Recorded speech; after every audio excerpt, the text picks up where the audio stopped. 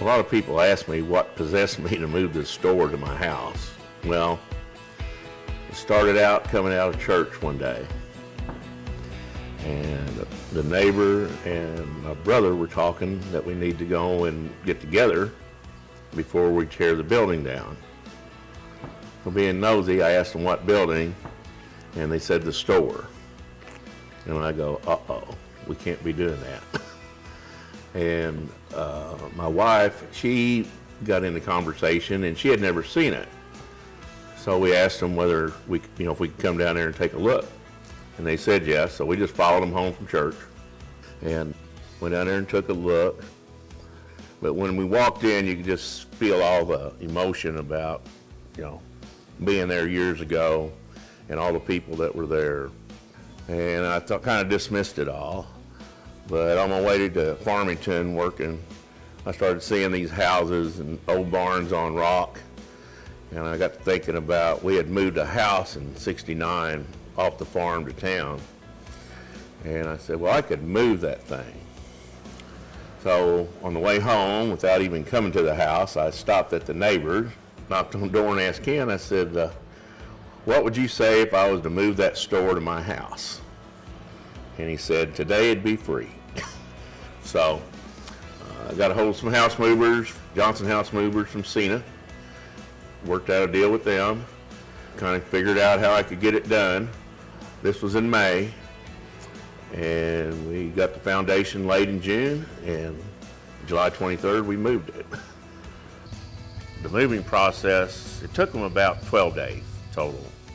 The actual move only took them 45 minutes.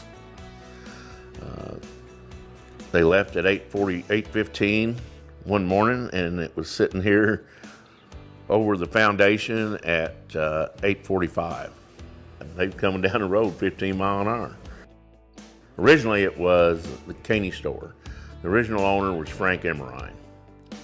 Frank Emmerine was a logger, and this was a small stopping point where the farmers would load their grain, load their stock, and send it to St. Louis. The bottom part of the building was half store and half living quarters for the Emmerine family. The second story was bedrooms and a dance hall. And the story goes, when they danced, the whole building shook, and I can believe it. Sometime in the 20s, we don't have the exact date yet, it caught a fire. And so being frugal as they were, they salvaged out that two-story building, and they built this store on the north side of where the existing, or the first building was, and then built a house. They separated the house and the store then in the 20s. Best we could tell, Frank Emmerine sold it to Sam Gosche somewhere around 1939, 1940. And then we had World War II started.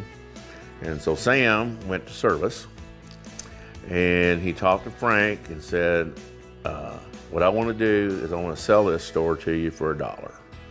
And if I make it back,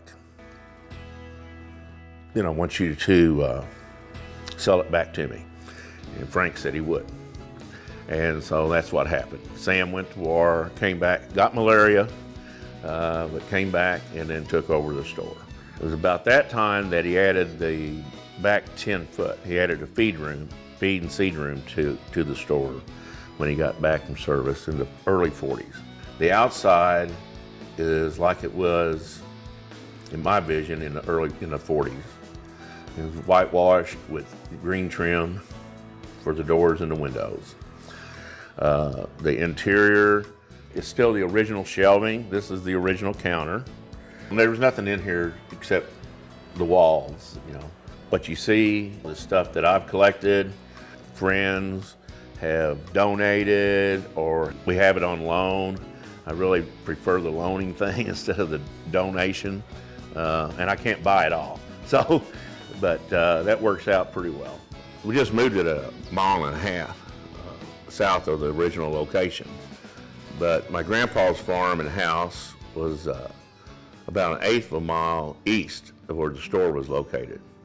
And so my dad, my aunts, uncles, my neighbors, my friends, they all went by that store.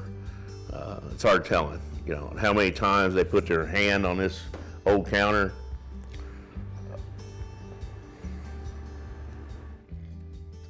I'm stuck. We've had a couple bands out here that played, and we've had a few feeds where we made ham and beans and play cards, just visit. So that's what we're using it for now.